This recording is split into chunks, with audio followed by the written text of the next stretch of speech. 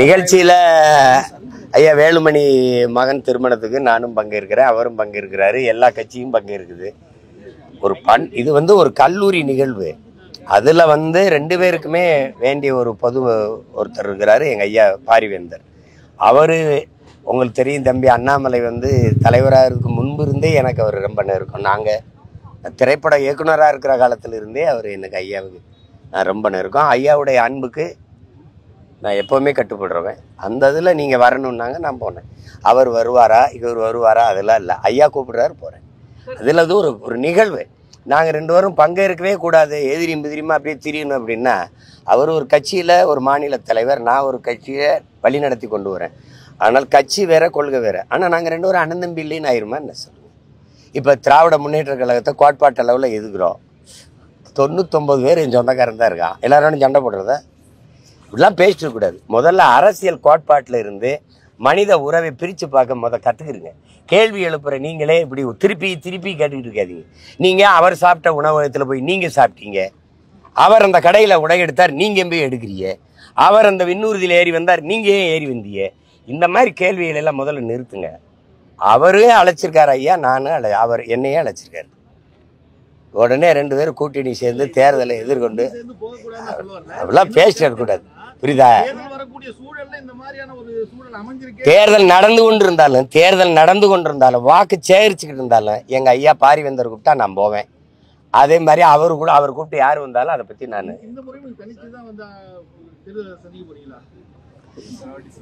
கொஞ்சம் இருங்க, இன்னும் ஒரு 6 மாசம் இருக்கா தேர்தலுக்கு, கொஞ்சம் பொறுத்துருங்களேன்.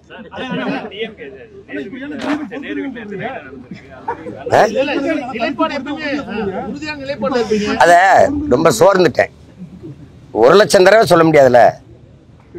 வேட்பாளரை அறிவிச்சிட்டேன்னு எழுதுறீங்க, அப்புறம் கூட்டணியான்னு கேட்குறீங்க. கூட்டணி வைக்கிறவன் எப்படி வேட்பாளரை அறிவிப்பேன்? ஒரு அடிப்படையா ஒரு கேள்வி கேளுங்க, ஒரு தர்ம நியாயம் எப்படி கேள்வி கேளுங்க. தேசியத்துக்கு தமிழ் தேசியத்துக்கு பெரிய வித்தியாசம் சொல்றாரு அண்ணாமலை. அதை பத்தி கருத்து அதுல நானும் அவரும் ஒரே ஒரு தாயின் பிள்ளைகள், தமிழ் தாயின் பிள்ளைகள், தமிழருங்கிற அடிப்படையில் அவர் பேசுறாரு. அவர் இந்தியத்தை ஏற்றுக்கொண்டிருக்கிறாரு. அவர் இந்தியாவிலிருந்து தமிழ்நாட்டை பார்க்குறேன்றாரு, நான் தமிழ்நாட்டிலிருந்து இந்தியாவை பார்க்குறேன்றேன். ரெண்டு பேருக்கு வித்தியாசம் இருக்குல்ல. நான் அவர் சொல்கிற கோட்பாடு, நான் சொல்கிற கோட்பாடு அம்மாவுக்கு மகன், அப்புறம் அத்தைக்கு மருமகன். என் தம்பி சொல்கிறது அத்தைக்கு மருமகன், அப்புறம் அம்மாவுக்கு மகன். அது ரெண்டுக்கு தூரம் இருக்குல்ல, விளங்கிக்கணும். வேற அதான் ரொம்ப நாளா சொல்லிட்டு இருக்கோம் சாமி, ரொம்ப நாளா அதான் சொல்லிட்டு இருக்கோம். ஆளுநருங்கிறது ஒரு தொங்கு சதை. இந்த பாருங்க 5 விரல் இருக்கா, இங்கிட்ட ஒரு விரல் தனியா இருந்தா அது இதை மடக்கினா அது மடங்காது, இதை நீட்டினா அது நீட்டாது. அது ஒரு தொல்லை. மக்களால் தேர்வு செய்யப்பட்ட அதிகாரத்துக்குத்தான், தலைவர்களுக்குத்தான் அதிகாரம் இருக்கணும். மக்களின் நலன் சார்ந்து சட்டங்கள் திட்டங்கள் தீட்டிக் கொள்வதற்கு உரிமை இருக்கணும். அதை விட்டுட்டு ஒரு நியமன உறுப்பினருக்கு அதிக அளவு அதிகாரம் இருக்கும்னா அப்போ மக்களாட்சிங்கிற கோட்பாடு இருக்குல்ல, அது கேள்விக்குறியாயிரும். அதை தான் ரொம்ப நாளாக சொல்லிக்கிட்டு இருக்கோம். பேரறிஞர் அண்ணா காலத்திலேருந்து இந்த பேச்சு வருது. ஆட்டுக்கு தாடியா நாட்டுக்கு ஆளுநரும் அவசியம் இல்லைன்னு சொல்கிறது அதை வச்சு தான். நீங்கள் கேட்ட கேள்வி நல்ல கேள்வி.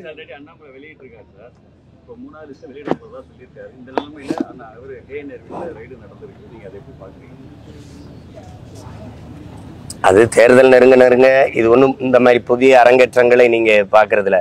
விழா காலங்களில் நிறைய பாட்டு கச்சேரி நாடகங்கள் எப்படி நடக்குமோ அப்படி தேர்தல் காலங்களில் வருமான வரித்துறை, அமலாக்கத்துறை சோதனைகள்லாம் நடக்குங்கிறது நீங்கள் பார்க்காததா, நான் பார்க்காததா, இங்கே சுற்றி நிற்கிறவங்க பார்க்காததா?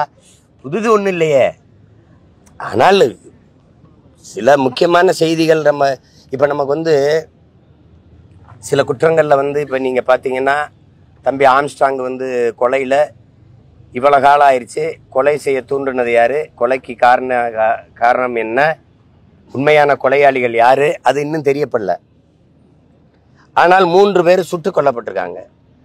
ஏன் இவர்கள் சுட்டுக் கொல்லப்பட்டார்கள், இவர்கள் சுட்டுக் கொல்லப்பட்ட காரணம் என்ன, இந்த குற்றத்தில் முதன்மை குற்றவாளிகளா இவர்களுக்கு இந்த குற்றத்துக்கு சம்பந்தம் இருக்கா, இல்லை இந்த கொலைக்கு இவர்கள் திட்டம் தீட்டியவர்களா, இல்லை பணம் கொடுத்து உதவியர்களா, எந்த தகவலும் நமக்கு வரல. அதே மாதிரி தான் ஐயா K.N. நேரு அவருடைய தம்பி ராமஜெயமருடைய கொலையிலையும் இதே தான். இவ்வளோ காலம் ஒரு தகவலும் வரல. ஆனால் இதில் எந்த சம்பந்தம் இல்லாத திண்டுக்கல் இருக்க மோகன் ராமையும், இங்கே திருச்சியில் இருக்க சாமி ரவியவும் சுட்டு கொல்றதுக்கு ஒரு திட்டம் இருக்குது. இது எதனால திடீர்னு வந்து இவங்க 2 பேரையும் என்கவுண்டர் பண்ண வேண்டிய தேவையில்லை. என்கவுண்டருக்கு அந்த பட்டியலை சேர்க்க வேண்டிய அவசியம் இல்லை. யாரையாவது ஒருத்தரை போட்டு முடிச்சு விட்டுறணும் அப்படின்னா எப்படி?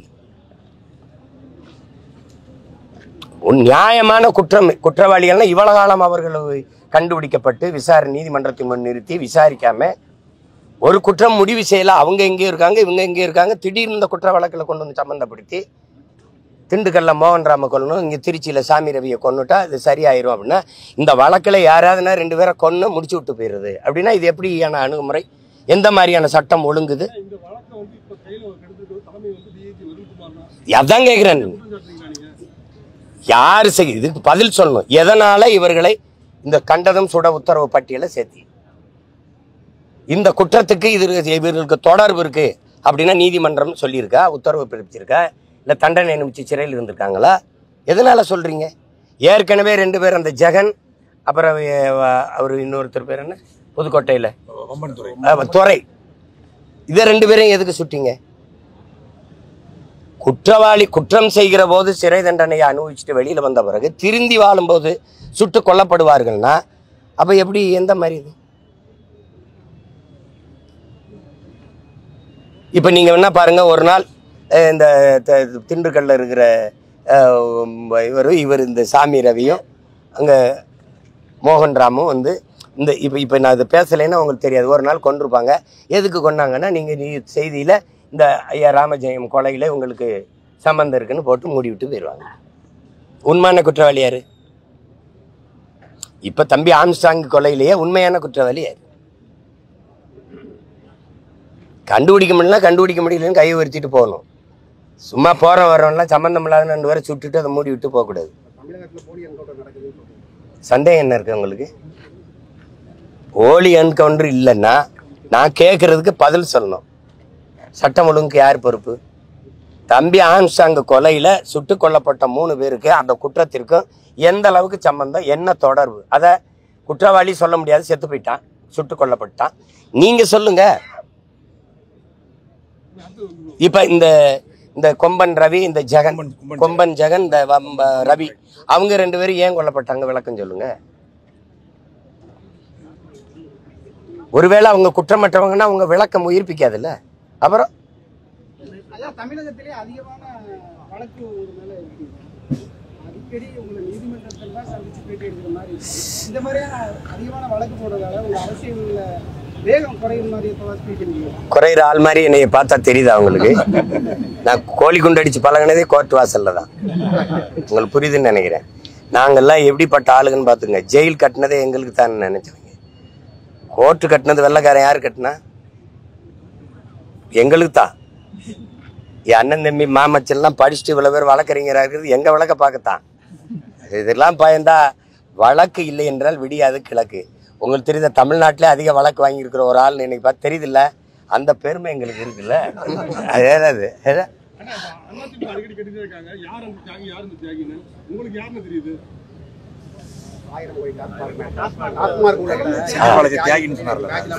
தியாகி செந்தில்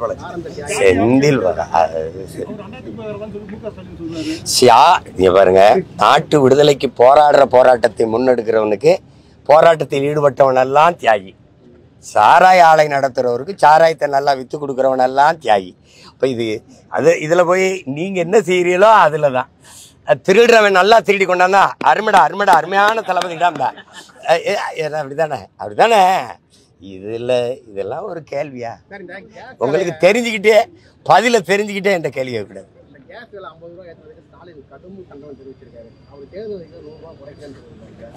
அதுக்கு நம்ம ஒரு கடும் கண்டன அறிக்கை விட்டுருவோம்.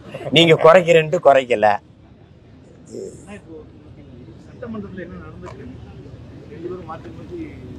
சட்டமன்றத்தில் தமிழர் வரலாறு பேசப்படுது. 1961 நினைக்கிறேன். மன்னாதி மன்னன் படத்துல புரட்சி தலைவர் எம்ஜிஆர் அவர்கள் தூங்காதே தம்பி, அடுத்த எந்த படம் வெளியிட்டாலும் நம்முடைய முதல்வர் அவர்கள் தான் முதல்ல பார்ப்பாங்க. அவங்க படம் வெளியிட்டோன்னா நம்ம முதல்வருக்கு தான் ஃபோன் அடிச்சு படம் எப்படி இருக்கு தம்பின்னு கேட்பாங்க. ஏன்னா எம்ஜிஆர் ஜெயலலிதா 2 பேரும் உயிரோடு இல்லை, என்னத்தை வேணாலும் பேசலாம். இதை கேட்குற நிலைமையில நம்மளும் இல்லை. இப்படிப்பட்ட ஆள்களையெல்லாம் என்ன பண்ண சொல்றீங்க? இதுதான் பேசப்படுது. மக்கள் பிரச்சனை எங்க பேசப்படுது? நம்மளும் ரசிச்சுட்டு தானே இருக்கோம். கச்சத்தீவு மீட்க ஒரு தீர்மானம் வந்தால் அதை பேசுகிறோம், நீட்டு தீர்வுக்கு எதிராக ஒரு தீர்மானம் வந்தால் அதை பேசுகிறோம். எது இதெல்லாம் இப்ப நீங்களும் தனித்து போட்டு முடிவு பண்ணிட்டீங்க, தாவேகா விஜயும் தனித்து போட்டு முடிவு பண்ணிட்டாரு. நீங்க 2 பேரும் தனித்து போட்டீங்கன்னு முடிவுனால திமுக சாலமா வந்து நீங்க எல்லாருமே ஒன்று நினைக்கிறீங்க, ஆட்சி மாறணும் அப்படின்னா நானோ நீங்களோ என் தம்பி விஜயோ அல்லது ஏடிஎம்கேயோ பாரதிய ஜனதாவோ மற்றவங்களோ நினச்சில்ல. ஒவ்வொரு மக்களும், இந்த மண்ணின் குடிமக்கள், இந்த நாட்டு மக்கள் ஒவ்வொருத்தரும் நினைக்கணும். மக்களின் மனத்திலிருந்து மாற்றத்துக்கான சிந்தனை வரணும். கட்சிகள் கூடி கூட்டணி சேர்ந்து தலைவர்கள் சேர்ந்து மாற்றத்தை உருவாக்கிடுவாங்க, அது நிகழ்ந்துரும் நினைக்கூடாது. மக்களின் ஆற்றல் தான் மகத்தானது. மக்கள் நினைக்கணும் இந்த ஆட்சி கூடாதுன்ட்டு. அப்ப யார் வந்தா சரியா இருக்கணுங்கிறத அவங்க தான் முடிவெடுக்கணும். இது சரியில்லை என்றால் எது சரியானதுங்கிற தேர்வு செய்யற உரிமை, அதற்கான வாய்ப்பு என் மக்கள் கையில தான் இருக்கு. அவங்க தான் முடிவெடுக்கணும். நீங்க என்ன நினைக்கிறீங்க, திமுக ஒரு தீமை, அதை அழிக்கிறதுக்கு இன்னொரு தீமை. உலகம் பூரா அப்படி எங்கேயுமே தத்துவம் இல்லையே. நபிகள் நாயகத்திட்ட கேட்டாலுமே தீமையை எப்படி ஒழிப்பீர்கள் செல்லவர்களேன்னு கேட்டா அவர் நன்மையை வச்சு தான் ஒழிப்பென்றார். இறைமகன் இயேசுகிட்ட கேட்டாலும் இறுதியுதர்கிட்ட கேட்டாலும் ஒரே பதில் தான். இறைமகன் இயேசா தான் சொல்றாரு, தீமையை வைத்து ஒழிக்க முடியாது, நன்மை வைத்தா ஒழிக்கணும். நெருப்பை வைத்து அணைக்க முடியாது, தண்ணீரை வச்சு தான் அணைக்கணும். அப்படிதான் நீங்க பண்ணணும். நீங்க அதை விட்டுட்டு நோயாலே எப்படி குணப்படுத்த முடியும்? ஒரு மருந்தால தானே குணப்படுத்த முடியும். அந்த மருந்து யார்கிட்ட இருக்கு? நான் மக்கள்கிட்ட தரு. அதை விட்டுட்டு நீங்க இந்த கட்சியோட சேர்ந்து இந்த ஆட்சியை அப்புறப்படுத்துங்க. நான் திரும்ப சொல்றேன், நான் ஆட்சி மாற்றம் ஆள் மாற்றத்திற்கு வந்த ஆட்கள் அல்ல. நாங்கள் அடிப்படை அமைப்பு அரசியல் மாற்றத்துக்கு வந்த புரட்சியவாதிகள். நீங்க இதோட போய் நீ நின்னுக்க, அதோட போய் அது நின்னுக்க, அதோட இதை சொல்றத இதோட நிறுத்திட்டு நீங்க நின்னுக்குறீங்க. மும்மொழி கொள்கை ஆதரவா பேசுனேங்கிற கருத்து புதுசா இருக்கு. எங்களுக்கு திரும்ப சொல்றேங்க, எனக்கு மட்டும் இல்ல, உலகத்தில் இருக்கிற எல்லா மொழி வழி தேசிய இனங்களுக்கும், இந்தியாவில் இருக்கிற எல்லா மாநிலங்களுக்கும் அவங்க எப்படி கொள்கை முடிவு எடுக்கிறாங்கன்னு தெரியாது. எங்களுடைய தமிழ் தேசியர்கள் கொள்கை முடிவு மொழி கொள்கை, எங்களுக்கு கொள்கை மொழி, எங்கள் உயிர் மொழி தமிழ், பயன்பாட்டு மொழி ஆங்கிலம். ஒரு கெடுவாய்ப்பா வெள்ளையினங்களை ஆண்டுட்டதுனால பல நாடுகளில் தொடர்பு மொழியா இருக்கனால, குறிப்பா சில நாடுகள் அமெரிக்கா, ஆஸ்திரேலியா, இந்த கனடா, இந்த பிரிட்டன் மாதிரி நாடுகள், அதுவும் ஐரோப்பிய நாடுகள்ல இல்லை. ஆங்கிலம் பயன்பாட்டு மொழி. உலகத்தின் எல்லா மொழிகளும் எங்கள் விருப்ப மொழி. அது எந்த மொழியும் கற்போம். நீ ஹிந்தி தான் படின்னு சொல்லாத. நான் வங்காளி படிப்பேன், நான் போஜ்பூரி கூட படிப்பேன், நான் மராட்டி படிச்சுக்குவேன், ராஜஸ்தானி படிச்சுக்குவேன்.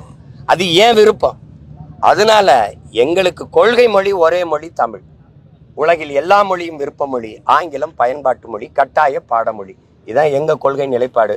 ஓயாம போட்டு குழப்பிடக்கூடாது. மும்மொழி இல்லை, எம்மொழியும் கற்போம் நாங்கள் வாழ, எம்மொழி தமிழ் கற்போம் எங்கள் இனம் வாழ. இதுதான் எங்கள் கொள்கை நிலைப்பாடு. வேற ஏதாவது குழப்பம் இருக்கா? ட்ரம்ப் அதை கூப்பிட்டுருக்காப்ல, நான் ஆஃப்டர் எலெக்ஷன் சொல்லியிருக்கேன். ஏன்னா நீங்க என்னை சுத்தி நடக்கிற உண்மையான செய்தி எதையும் சொல்றதில்ல, நான் சொல்ற எதை உண்மையானது போடுறதில்ல. நான் அங்க போயிட்டேன், இங்க வந்துட்டு போயிட்டேன். என்ன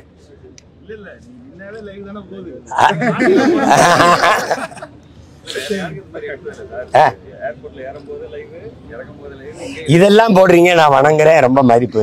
ஆனா அந்த சாதிவாரி கணக்கெடுப்பு, சமூக நீதி, பஞ்சமர நில மீட்புக்கு நாங்க எல்லாரும் போராடணும். என்னோட சேர்ந்து 20 கட்சி தம்பிகள் தலைவர்கள் எல்லாம் வந்தாங்க. ஒரு செய்தி கூட போடல. மின்கட்டண உயர்வுக்கும் சட்டம் ஒழுங்கு சீர்கேட்டுக்கும் ஒரு ஆர்ப்பாட்டம் பண்ணேன். ஏன்ன போராட்டம்னு கேட்கல, ஏன் போராட்டம்னு கேட்கல.